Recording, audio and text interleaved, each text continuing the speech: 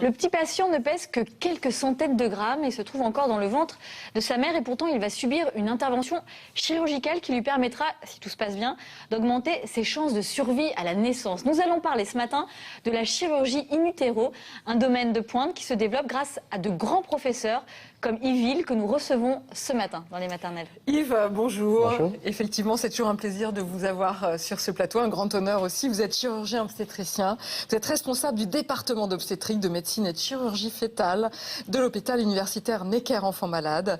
On vous a suivi dans tout ce que vous faites depuis une quinzaine d'années maintenant. Alors nous, en tant que parents, on entend parler de chirurgie fœtale, on entend parler de thérapie cellulaire fœtale, on entend parler de thérapie génétique ou génique, je ne sais pas comment on dit, fétale. Tout ça, ça suscite énormément d'espoir pour les parents que nous sommes. Si on s'en tient à la chirurgie, ce dont on va parler beaucoup ce matin, il y a apparemment que quelques pathologies qui sont opérables in utero. On va parler de l'hernie diaphragmatique. Quelles sont les autres? On a entendu parler de la spina bifida l'année dernière. Alors, la caractéristique de cette chirurgie, c'est qu'elle n'est pratiquement jamais le traitement lui-même. Elle a pour but d'améliorer la prise en charge après la naissance. C'est extrêmement important. Donc, ça n'est pas une chirurgie comme un acte en soi et un traitement. Ou réparatrice. Elle est très rarement réparatrice. Elle n'est en fait le traitement que pour la première indication qui a montré un vrai succès, qui était la chirurgie du syndrome transfuseur-transfusé, dont on a parlé dans cette émission en temps et en heure. Pour le reste, et en particulier la Vous me rappelez juste ce que c'est? Le syndrome transfuseur-transfusé, ce sont ce que nos concierges appellent les vrais jumeaux, avec un seul placenta pour 2 bébés, et des passages de sang qui sont déséquilibrés entre les deux. Et cette chirurgie consiste à finalement séparer ce placenta en deux, fonctionnellement, pour que chacun vive sa vie. De façon, au mieux. De façon autonome. Et Voilà. dans ce cas-là, c'est effectivement une opération in utero. Et qui traite le problème. Et qui traite le problème. Pour les autres, ça n'est pas le cas. Absolument pas. Ça veut dire quoi? Ça veut dire que vous allez réopérer systématiquement derrière? Ça veut dire quoi? Alors nous n'allons intervenir, je préfère le mot intervenir à opérer.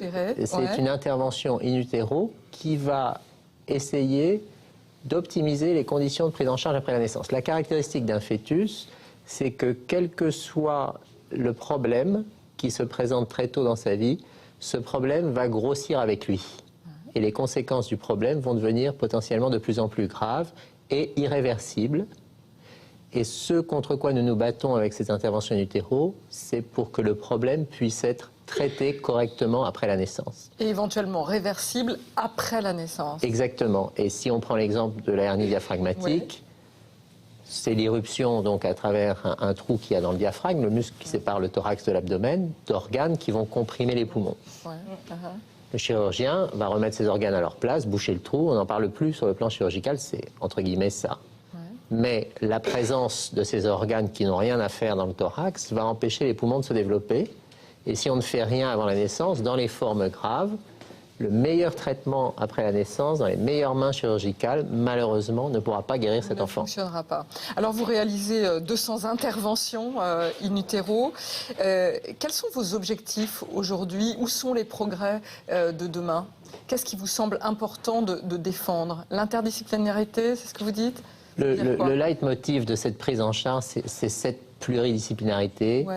Et cette transversalité, c'est-à-dire que ces problèmes doivent se voir avec les spécialistes concernés en même temps, pas successivement, de façon à ce que d'abord les indications d'intervenir in utero soient bien précisées. On n'intervient que sur les formes les plus graves, là où on pense pouvoir faire une différence vraiment très nette, et puis avec des parents qui comprennent ce que l'on va faire, qui comprennent l'avantage possible et envisagé et qu'on veut atteindre, et qui comprennent les risques de le faire aussi. Que cela comporte. Vous pouvez avoir des parents, donc si je vous suis bien, qui peuvent vous dire, s'il faut proposer l'opération, qui peuvent vous dire non.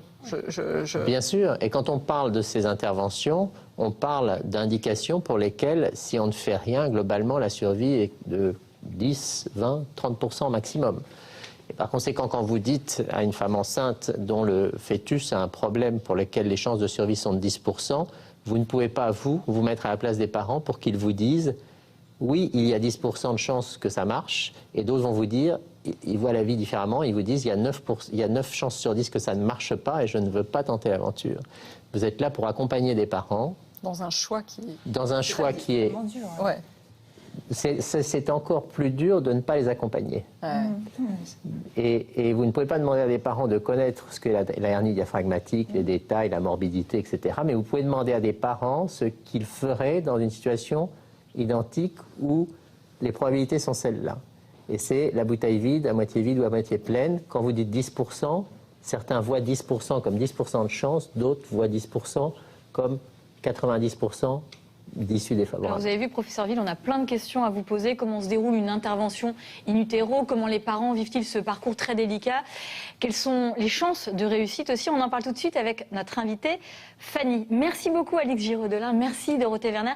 Et joyeux anniversaire au magazine. Merci pour ce livre. Merci pour ce très beau livre. Il y a aussi le journal spécial qui sort aujourd'hui dans les kiosques à Paris et demain. Et qui avait été magnifique. On a bossé comme des dreux, on est vachement contents. Merci à vous, c'est un bonheur de vous avoir. Merci les copines.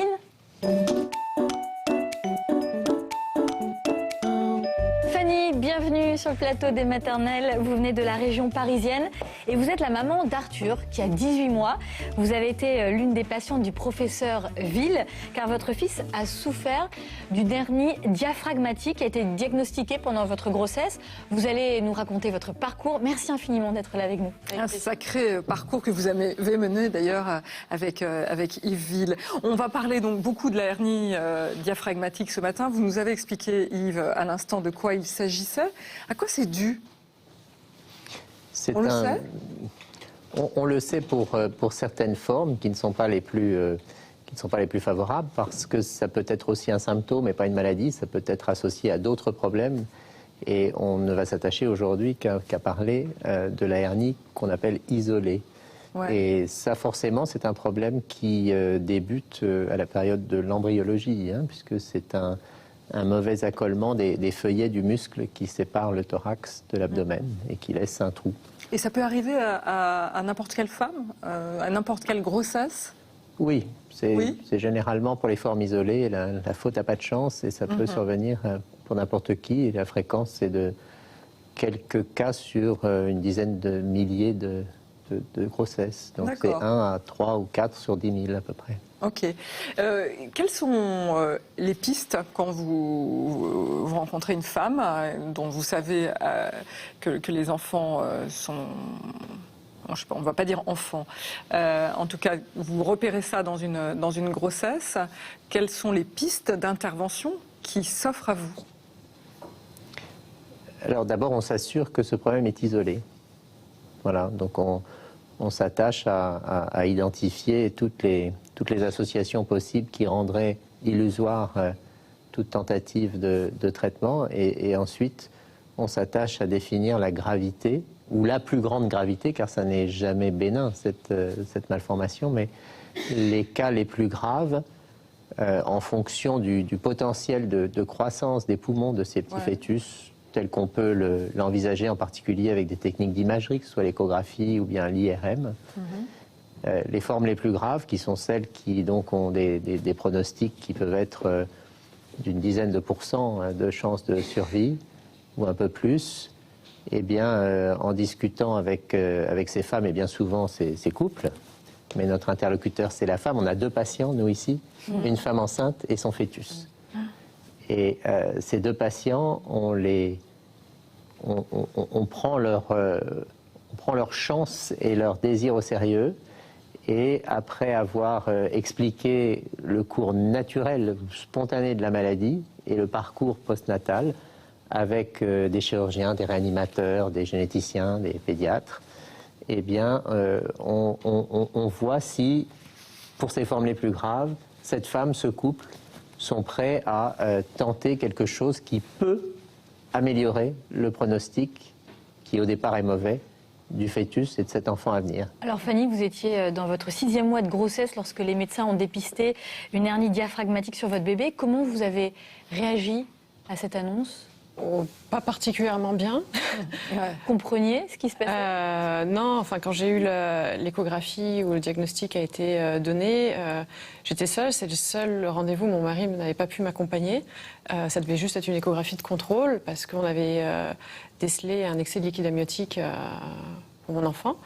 Et très rapidement, l'échographiste a décelé l'anomalie et m'a dit bon, c'est grave. Elle m'a expliqué en quoi consistait l'anomalie et très vite m'a dit c'est pas du ressort de notre hôpital, on vous transfère à Necker. Alors c'est pour ça que vous avez eu rendez-vous avec un collaborateur du professeur Ville qui vous a confirmé le diagnostic. Oui.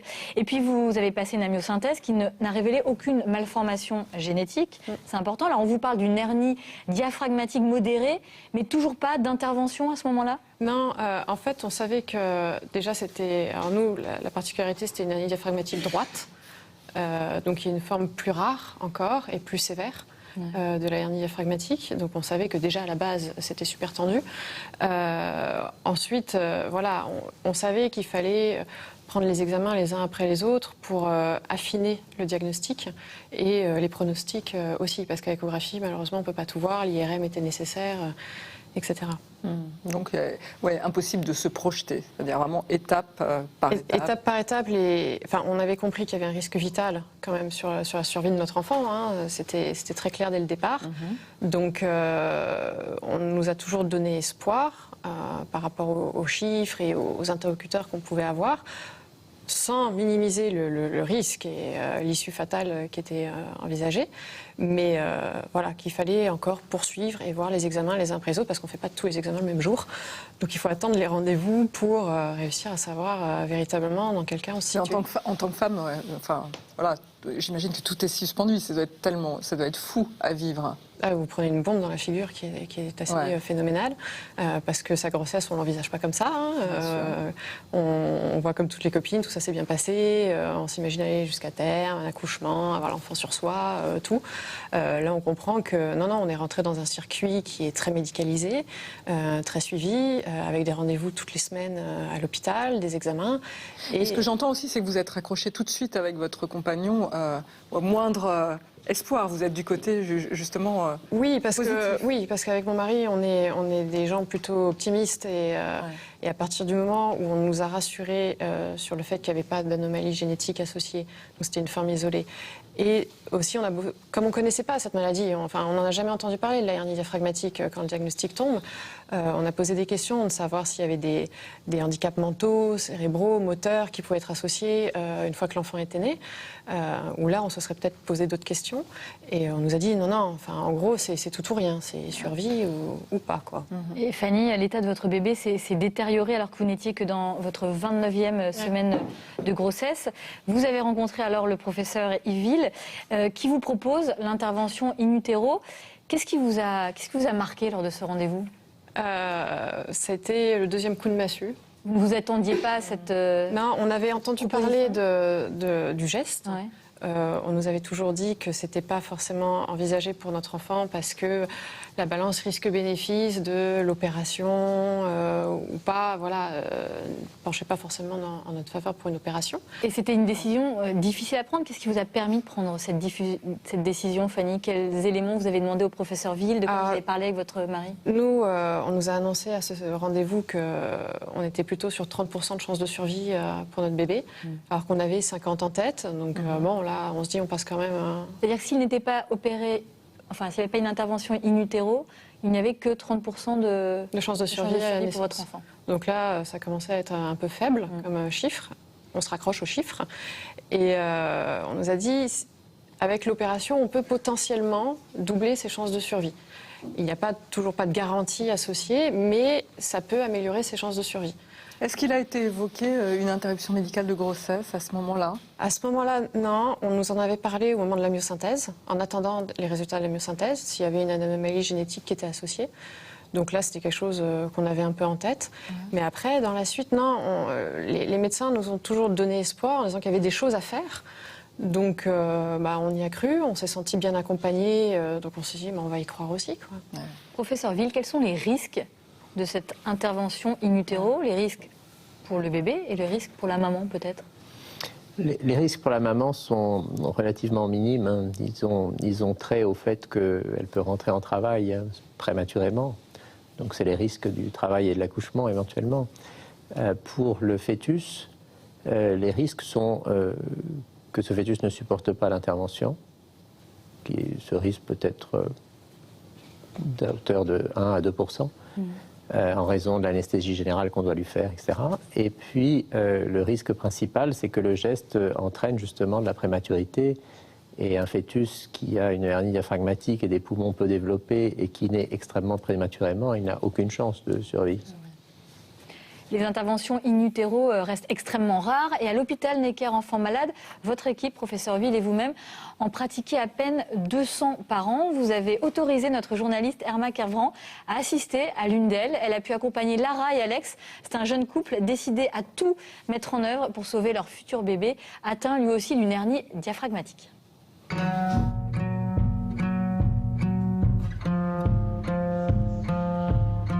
Lara est enceinte de 6 mois. Accompagnée de son mari Alex, elle est arrivée hier à Paris pour subir une intervention très rare. Son bébé souffre d'une hernie diaphragmatique sévère, alors ce matin, il va être opéré in utero. C'était la meilleure option pour nous puisqu'il n'y a pas d'autre solution actuellement pour traiter cette maladie. C'est le seul moyen qui peut permettre d'augmenter ses chances à notre petit de survivre à la naissance. Je suis conscient que c'est mon bébé et je suis conscient aussi que c'est pour lui qu'on se bat. On a envie de se battre parce qu'on le sent déjà en soi et on l'a déjà vu sur des échographies. On sait qu'il s'agit d'un petit garçon, on s'y attache déjà, il a déjà un prénom, il a déjà une petite chambre et on a envie d'y croire. Moi, je peux pas faire grand-chose et la seule chose que je peux faire, c'est la soutenir. Donc, je la soutiens quoi qu'il arrive dans tout ce qu'elle fait, quoi. L'opération d'aujourd'hui est extrêmement délicate, mais surtout indispensable pour permettre la croissance des poumons du bébé et donc sa survie. En pratique, le but est de placer un ballon dans la trachée du fœtus qui restera en place de la 28e à la 34e semaine de grossesse. Ce petit ballon a pour but de retenir les sécrétions pulmonaires riches en facteurs de croissance qui devraient stimuler le développement des poumons. Vous êtes prête pour le bloc? Vous avez bien pris votre douche à la bétadine, c'est bon, parfait. Du coup, le petit produit qu'on vous a mis, c'est pour qu'il n'y ait pas de contraction. Du fait que ça soit un geste in utero, forcément on sollicite l'utérus. D'accord. Voilà, ça va? Très bien. Ouais, on vous a tout bien expliqué? C'est tout bon. C'est bon? Ouais. Génial. Du coup, les brancardiers sont là et moi je vous revois tout à l'heure. D'accord. Ça y est, il est temps de rejoindre le bloc opératoire pour la pose de la péridurale. Quelques minutes plus tard, Lara est prête pour l'intervention. Le professeur Ville aussi. Bonjour, ça va mieux? Ça va. Alex a le droit d'assister à l'opération aux côtés de Lara, qui restera consciente tout du long. La péridurale s'est très bien passée. Il l'a posée, j'ai à peine senti. Dans un premier temps, le professeur Yves Ville et ses 3 assistants procèdent à la préparation minutieuse du matériel d'intervention et notamment du fameux ballonnet. Voilà, ça gonfle tout de suite, il n'y a pas d'air. Vas-y, dégonfle, voir si ça repart dans l'autre sens. Comme ça devrait. Il se dégonfle, hein. Ouais. Ça prend un peu de temps, quoi.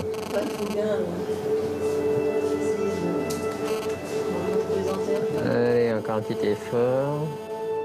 Le chirurgien s'assure d'abord de la bonne position du fœtus par échographie. Il a son dos à droite et en arrière, et il a sa frimousse par ici, donc c'est pas mal. Rentrer là, quoi. Puis il l'anesthésie et l'immobilise à travers le cordon ombilical. Le geste est délicat, alors le professeur Ville prend soin de l'expliquer à Lara. On va attendre qu'il dorme. Là, vous l'avez piqué? On l'a endormi. On l'a pas piqué directement, on a piqué dans le cordon ombilical sur le placenta. Hein. Ah ouais, mais ça fait vachement moins mal que la myosynthèse, là.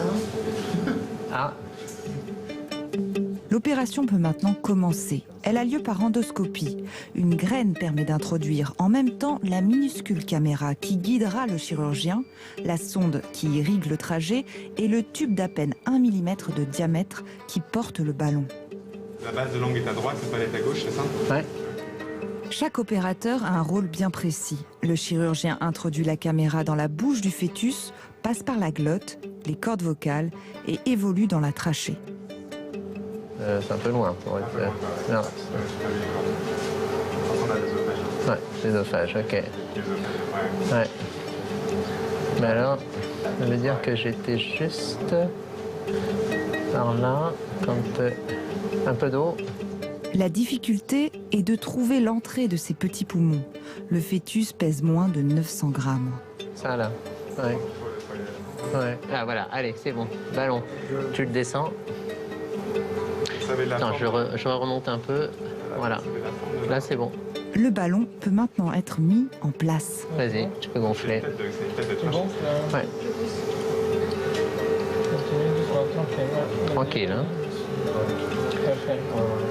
Jusqu'à 0,8, hein. Voilà. Hop. Voilà. Ok. Bon, donc il est en place. On va enlever l'aiguille, madame. L'opération a duré un peu plus d'1 heure. Lara passera ensuite 2 heures en salle de réveil avant de regagner sa chambre. Elle y sera hospitalisée pendant 48 heures. L'issue de l'intervention est incertaine. C'est seulement à 34 semaines de grossesse qu'on saura si les poumons du bébé ont pu ou non se développer. Denis, je crois qu'on peut remercier bien sûr Lara et Alex pour la confiance qu'ils nous ont faite et aussi la confiance que vous nous avez accordée, ainsi qu'à Erma, professeur. Ça fait quelques semaines maintenant, elle parle de 34 semaines dans le reportage. C'est difficile de faire un pronostic. Pour quelle raison ? C'est toujours difficile de faire un pronostic jusqu'à ce que l'enfant soit né et qu'il soit pris en charge. Donc il n'y a pas de pronostic vraiment à faire, en particulier à propos de ce cas qui est toujours en cours. Donc on a enlevé le ballon par la même voie. Voilà. D'accord, et pas de recommandation particulière. Elle poursuit sa grossesse bien sûr, chez elle. Professeur Ville, on a vu ce petit ballonnet que vous avez inséré, c'est ça, dans la trachée. Oui. Expliquez-nous bien, rappelez-nous à quoi il sert vraiment, quel va être son rôle pendant cette fin de grossesse dans le fœtus. Alors il a un effet à la fois mécanique et puis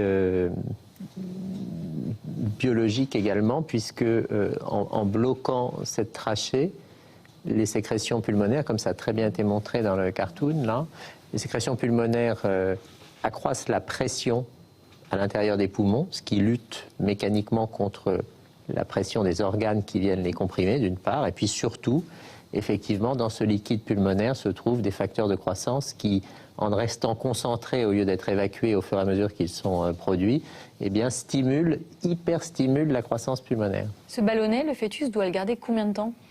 4 à 5 semaines, en fonction du moment où on le pose. Oui. J'imagine, Fanny, que ce reportage a dû vous rappeler quelques souvenirs. Qu'est-ce que vous avez ressenti, vous, pendant l'opération ? D'un côté, bluffé par la technique qui nous était proposée, parce que on n'est pas au courant avant d'être confronté à la situation. Après, moi, c'était mon tout premier contact avec le monde hospitalier, donc là, j'ai eu un peu la totale, pour le coup. C'est-à-dire que c'était impressionnant, quand même. Ah oui, c'était impressionnant, surtout parce que, bon, en tant que maman, quand on est allongé, on a le champ, on voit rien. J'avais mon mari à côté de moi, l'infirmière anesthésiste, et sinon, j'entendais surtout beaucoup de voix. Et à un moment, j'avais demandé à l'infirmière anesthésiste, mais il y a combien de personnes de l'autre côté ? Est-ce que vous ne voyez rien ? Non, vous n'avez pas accès évidemment à la petite vidéo qu'on a vue. J'avais demandé, on m'avait déconseillé de regarder. C'est vrai qu'au cas où il y avait un incident pendant la procédure, il fallait que je reste calme et sur ma table d'opération. Donc l'opération s'est bien passée. Très bien, oui. 4 semaines se sont écoulées, les résultats étaient plutôt encourageants, mais c'est l'étape du déplug qui a été plus compliquée. Ça a été plus compliqué. Le déplug, c'est quand on enlève le ballonnet, c'est ça ? Oui, quand il faut, parce qu'au moment de la naissance, il vaut mieux pas l'avoir, sinon ça empêche un peu la respiration. Mais en fait, l'opération était programmée donc 4 semaines après, et en fait, j'ai fissuré la poche des os 2 jours avant l'opération. Qu'est-ce que ça a entraîné en fait ? En fait, j'ai appliqué Dardar à Necker. Déjà, j'ai appliqué ça. Où là, l'obstétricien de garde, parce que j'ai débarqué la nuit, m'a dit on a 2 possibilités. Soit on fait le déplug d'urgence avant que vous commenciez le travail, et ensuite on vous laisse accoucher. Soit on attend que vous accouchiez et on retire le ballonnet à la naissance. C'est évidemment mieux d'enlever que ce ballonnet soit retiré de la trachée. Oui, c'est mieux parce que... Du bébé avant la naissance. Voilà, parce qu'au moment de la naissance, ce qui devient un bébé a besoin de respirer. Donc lorsqu'on n'a pas la possibilité, parce que le travail va trop vite après la rupture de la poche des os, on le fait bien entendu avec effectivement un médecin ORL qui a l'habitude d'intuber les enfants dans des conditions difficiles, et on laisse pour cela, on le fait en père naissance, en père césarienne, et là c'est une césarienne généralement. En père césarienne, le bébé est alors continue de s'oxygéner par son cordon ombilical, on ne coupe pas le cordon pour qu'il puisse avoir de l'oxygène. Et on enlève ce ballon à ce moment-là. Mais bien entendu, ses poumons sont pleins de liquide encore, qui n'a pas eu le temps de ressortir, et sa ventilation devient malgré tout plus compliquée. Chez un bébé qui a forcément, même si l'intervention a pu améliorer les choses, a forcément des problèmes respiratoires, comme tous ses enfants. Donc c'est mieux de prendre cette chance d'enlever le ballon, même quelques heures avant. Et donc, oui, dans votre cas, je m'en souviens bien, oui. Alors, votre histoire, c'est une histoire de combattant, hein, ça prend du temps, chaque étape est un autre moment fort pour la vie des parents, de votre vie à vous. Et puis après, le retrait du plug, les choses se sont compliquées. Les médecins ont décidé de pratiquer une césarienne en urgence, durant laquelle vous avez été totalement anesthésié. Que s'est-il passé pour votre fils ? Alors, en fait, suite au déplug, il y a eu un épanchement de liquide amniotique, j'ai fait une hémorragie interne et mon fils était en détresse cardiaque. Donc on est parti en césarienne FISA. Donc comme la péridurale n'a pas eu le temps de faire effet, anesthésie générale, parce que là il fallait le sortir vite fait. Donc après, j'ai pas trop de souvenirs forcément, donc c'est surtout les médecins qui m'ont raconté, vu que j'étais out. Ils ont réussi à stabiliser votre Alors fils. en fait, à la naissance, ils ont eu un peu de mal à l'intuber. Et donc il a fait un arrêt cardiaque. Il a dû être réanimé au sens propre du terme, massage cardiaque, ampoule d'adrénaline, etc. Et ils ont réussi à l'intuber et à pouvoir l'emmener en réanimation, à ce qu'il quitte la salle de naissance. Pour la fameuse deuxième opération. La vraie première opération. Et la vraie, oui, après l'intervention. Vivant, on va dire. De votre enfant. En tout cas, voilà. Quelle que soit l'issue de l'opération in utero, les bébés atteints d'une hernie diaphragmatique doivent être réopérés à la naissance. Mais en quoi consiste cette intervention? Pour le comprendre, je vous propose de redécouvrir un reportage unique tourné il y a 2 ans par Irma Cavran. Elle avait eu à l'époque la chance d'assister à l'opération des jumeaux de Lania, tous deux atteints de cette malformation.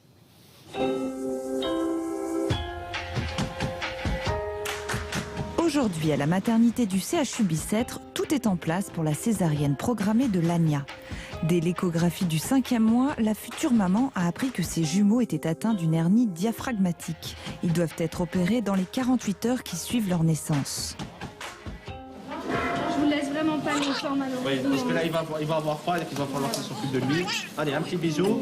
Allez, hop, ça c'est le premier. Voilà. Allez, à tout à l'heure, hein, tu vas m'amener plus bien. Et malgré la situation d'extrême urgence, on tient à présenter les bébés aux parents au moment de leur naissance. Yanis naît le premier, puis c'est au tour de Younes. Un petit bisou, il va falloir qu'on s'occupe de lui parce qu'il va avoir froid. À tout à l'heure. Allez. Merci.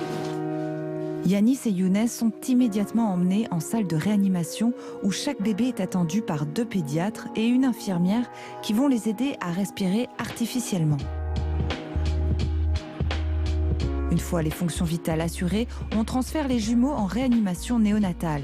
Sans oublier évidemment un tour par la case maman. C'est Yanis. Voilà, tu dis à maman à bientôt et à papa à tout à l'heure.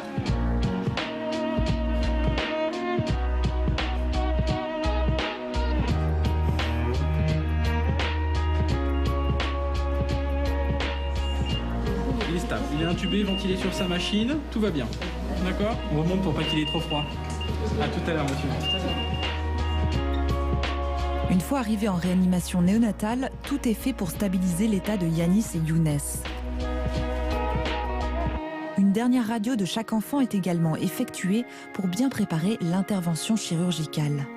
On attend à peu près 12, 24, 48 heures en général de stabilisation, parce que, comme vous l'avez vu, la période de réanimation préopératoire est vraiment une période capitale, jusqu'à ce que l'enfant soit stabilisé et qu'on puisse l'opérer dans de bonnes conditions.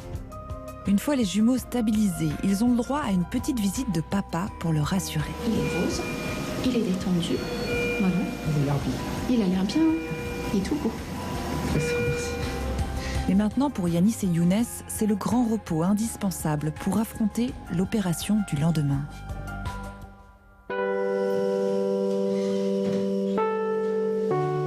Les deux garçons ont passé une bonne nuit et donc on va pouvoir les opérer. Yanis va être le premier. Sous le film plastique qui les protège du froid, les bébés sont sous respiration artificielle. Au point de vue anesthésie, il y a un morphinique d'action extrêmement rapide et extrêmement puissant pour qu'il n'y ait aucune douleur. Et puis là, comme les chirurgiens vont être obligés de tirer sur les muscles, il y aura un curare qui paralyse les muscles. Incision. Donc ici, ce que l'on voit, c'est le trou par lequel se trouvent des organes qui sont en train d'arriver, de descendre petit à petit, que je ramène dans la cavité abdominale. Ça, c'est l'estomac. Et puis, derrière, il y a du côlon, qui est d'aspect bleuté parce qu'il est rempli de méconium, qui sont les premières selles chez le nouveau-né. Voilà, maintenant, c'est de l'intestin grêle qu'on va réintroduire. Alors, est-ce que on a l'impression d'avoir tout réintégré? Oui. Donc là, on va fermer donc, cet orifice diaphragmatique par des petits points et on va vérifier qu'après la mise en place de ces points, il n'y ait pas de tension trop importante. Voilà, là je fais le dernier point sur l'orifice diaphragmatique. Donc le diaphragme paraît tout à fait correct, solide. Donc on va attendre quelques minutes pour voir si sur le plan anesthésique tout est bien stabilisé. Et donc ensuite on va fermer. Les deux frères ont bien supporté l'opération. Désormais, les poumons des jumeaux ont la place nécessaire pour s'oxygéner. Et c'est enfin l'heure pour la maman de bien profiter de ses bébés. Moi, hier, je les ai vus vite. J'ai pas eu le temps de les voir bien. Mais aujourd'hui, je savoure.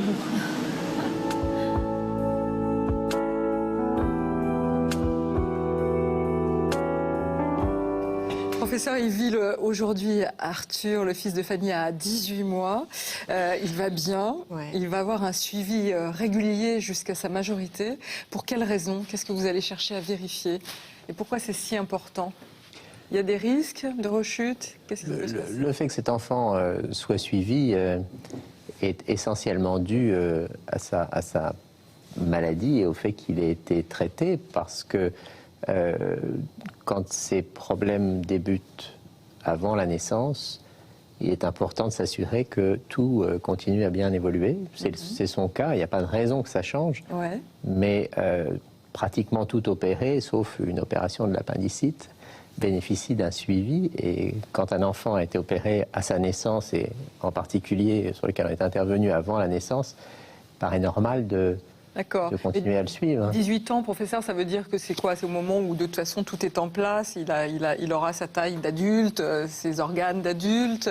Oui, je ne crois pas qu'il y ait du tout l'appendicite, on ne va pas forcément vérifier. Voilà, exactement. 18 ans, c'est ce que je veux dire. Enfin... Mais c'est ce que je veux dire aussi. En dehors de cette intervention tout à fait bénigne, il est bien que les patients puissent être suivis sur du long terme. Mais effectivement, pour un enfant, on attend que son développement d'adulte soit atteint pour considérer que voilà, on l'a suivi jusqu'à un moment où maintenant, bien sûr, qu'il vole déjà de ses propres ailes, mais que ça continue et que tout se passe bien. Voilà. Et la maman, et vous, Fanny, comment vous avez vécu tout ça? Comment vous vous portez aujourd'hui? Alors moi, ça va bien. J'ai un enfant qui est vivant déjà, donc ça aide.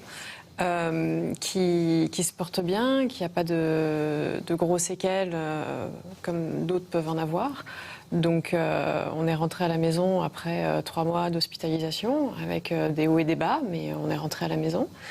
Et les médecins nous avaient prévenus qu'une fois qu'on serait rentré à la maison, que les choses se normaliseraient un peu, on risquait de se prendre le contre-coup de tout ce qu'on avait vécu. Et vous l'avez vécu, vous, ce contre-coup, Fanny? Oui, ça m'est arrivé quelques mois après le retour à la maison, une petite déprime en disant mais en fait, ah ouais, ce qu'on a vécu, c'était super tordu. C'est une tornade. On se refait le film, on réalise, on sait sur le moment quand même que c'est super dur, mais...